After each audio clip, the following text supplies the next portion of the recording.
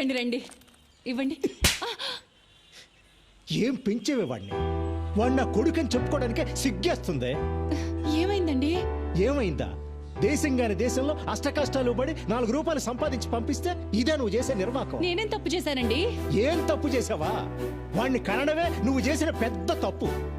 వాడు వీధి రౌడీలో కత్తి పట్టుకుని రోడ్డు మీద తిరుగుతున్నాడే నీ పుత్రరత్నం.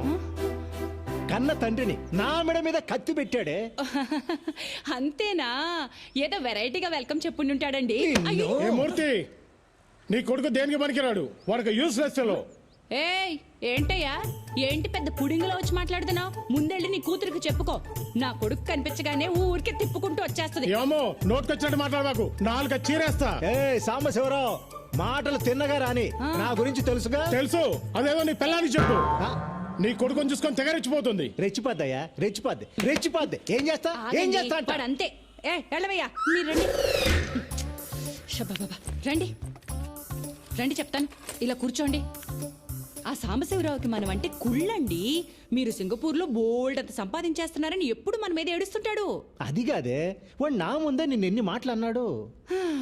ఇక నేను లేనప్పుడు ఎన్ని మాటలు ఉంటాడో ఊహించగలను. చెప్తా వాడి సంగతి. మీరేం కంగారు పడక్కర్లేదు. నా కొడుకు అజయ్ ఉండగా నాకేం భయం చెప్పండి. వాడికి కాని తెలిసిందా తాట తీసేస్తాడు. నేను నిన్ను కొట్టానని చెప్పు, నా తాట కూడా తీస్తాడేమో నీ కొడుకు. అబ్బబ్బా, ఎప్పుడు వాడిని ఏదో ఒకటి అంటూ ఉంటారు. మొన్నే ఆ మలయాళ జ్యోతిష్యుడి దగ్గరికి వెళ్ళొచ్చానండి. మన వాడికి గ్రహాలేవో బాలేవటండి. నెత్తి మీద శని తిరుగుతున్నట్ట. 2 నెలల్లో దిగిపోతాడట. ఆ తర్వాత గురుడు వచ్చి కూర్చుంటాట. ఇంకా అప్పుడు మనవాడు కింగ్ అయిపోతాడు. చూడండి. కింగ్ కాదు, దొంగ అవుతాడు. సర్లేండి, మీరెళ్ళి స్నానం చేసి రండి. మీకోసం చికెన్ ఉండాను. చికెన్ కర్రీ నా కోసం నువ్వు చేసావు అంటే నేను నమ్మాలి. ఆ పనికిమాలిన ఎదవ కోసం చేసుంటావు, ఆ మాత్రం తెలీదా? రాని చెప్తా వాడి సంగతి. ఈయన కోపం ఎప్పుడు తగ్గుతుందిరా దేవుడా.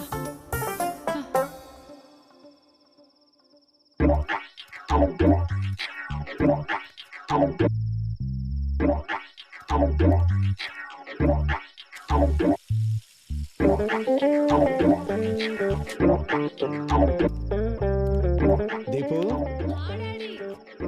రామ్మ, టైం అయింది. అమ్మ చికెన్ కర్రీ చేసింది, అదిరిపోద్ది. చికెన్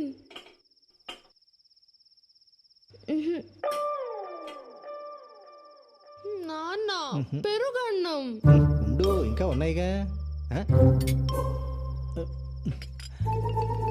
లక్ష్మి, చికెన్ ఏది? రెక్కలో చెగిరిపోయాడు. ఏంటి చికెన్ కర్రీ కావాలా? చికెన్ కర్రీ పొద్దుననగా పిల్లాడు బయటికి వెళ్ళాడు, ఇంతవరకు రాలేదని నేను టెన్షన్ పడుతుంటే మీకు చికెన్ కర్రీ కావాలా? అన్నయ్యకి నువ్వని కొడతావని భయం, వాడు రాడు. నాన్న, నాకు చికెన్ కర్రీ కావాలి. నీకు చికెన్ కర్రీ కావాలి అంతే కదా? ఓ పని చేద్దాం, నేను వెళ్ళి ప్యారడైజ్ బిర్యానీ తీసుకొస్తా, మన ఇద్దరం తిందాం. ఓకే? సూపర్. మా నాన్న అంటే మా నాన్న. తెస్తారు. వాడింట్లోకి రాకుండా మీరు బయటికి వెళ్ళి చికెన్ బిర్యానీ తెచ్చుకోండి. నేనేం చేస్తానో నాకు తెలియదు. అది కాదు లక్ష్మి, ఇప్పుడు పర్లేదు, నువ్వెళ్ళు. ఆ మదర్ ఇండియా ఎప్పుడు ఏదో ఒకటి ఇలా మాట్లాడుతూనే ఉంటుంది. ఒక్కసారి బిర్యానీ కోసం అడుగు బయటికి పెట్టారో మళ్ళీ ఇంట్లోకి వచ్చేది లేదంతే. అది కాదు లక్ష్మి,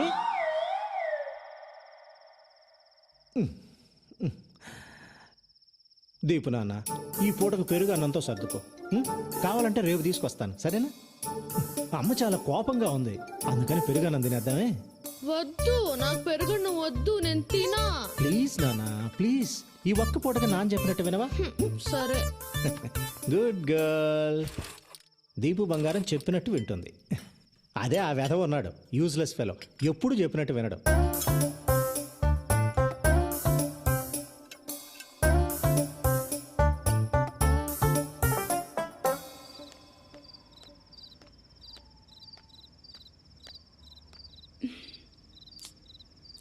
ఎంతసేపు అయిందో.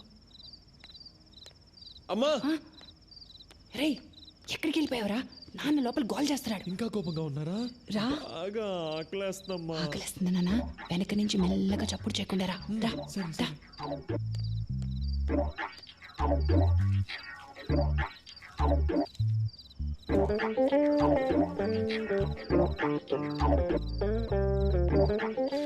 అజయ్ ఇదిగోరా నాన్న చికెన్ కర్రీ తిను. పొద్దునగా ఎప్పుడు తిన్నావో ఏంటో తిన్నాను. ఈయన గారి కోపం వల్ల కన్న కొడుకు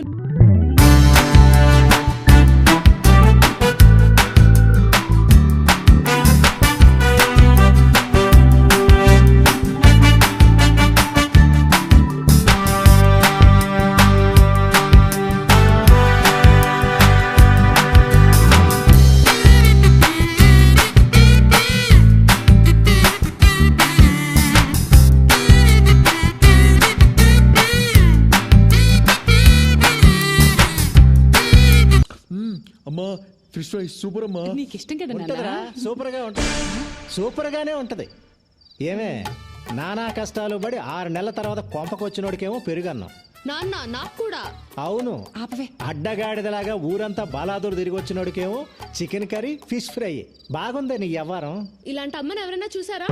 మదర్ ఇండియా. ఏంటే మీ నాన్నగారు వచ్చారు కదా అని ఓ తెగ రెచ్చిపోతున్నావు. దిష్టి కొట్టేస్తున్నారు. నువ్వు తిన్నా. ఆ, మెక్కమ్మా, బాగా మెక్కు. ఇదిగో లక్ష్మి, ఇప్పుడే చెప్తున్నా, ఏదో ఒక రోజు వీడు నిన్ను నన్ను రోడ్డు మీదకి లాగి మనం పరువు తీయకపోతే నా పేరు మార్చుకుంటా. ఊరుకోండి. అమ్మా ఇంకొంచెం చికెన్ పెట్టమ్మా. ఓకే నాన్న. చిచ్చి. రే, మనిషి అన్నాక కాస్తైనా సిగ్గుండాలరా. ఈ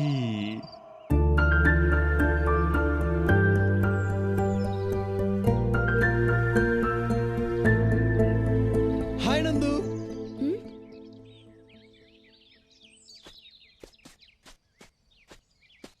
చాలా పొరపాటు అయిపోయింది నందు. ఆ శ్యామ్గాడు స్వాతి అంటే ప్రాణం, సీరియస్ లవ్ అది ఇది అన్నాడు. ప్లీజ్ నీ అబద్ధాలు నీ ఫ్రెండ్స్ దగ్గర చెప్పుకో. లక్కీగా నువ్వు ఎలాంటి వాడివో ముందే తెలిసిపోయింది. అదేంటి నందు అలా మాట్లాడుతావు? ఫ్రెండ్స్ కి హెల్ప్ చేయడం తప్ప? హెల్పా? దాన్ని ఎవడైనా హెల్ప్ అంటాడా? నువ్వెంత పెద్ద తప్పు చేసావో తెలిసే మాట్లాడుతున్నావా? 3 ఏళ్లలో స్వాతి మా అన్నయ్య కాబోయే వైఫ్. ఆమె ఫోటోనే మార్క్ చేసావు. ఛా! అన్నయ్య ఎందుకో నిన్ను వదిలేశాడు, లేకపోతే చచ్చిపోయి ఉండేవాడివి. దయచేసి వెళ్ళిపో. నీ సంగతి ఏంటో తెలియదు కానీ నేను మాత్రం చాలా పెద్ద తప్పు చేశా. దయచేసి వెళ్ళిపో. అంటే మన మధ్యలో అంతేనా? ఇంకేం లేదా? ఏమీ లేదు, ఇంతే. Good bye.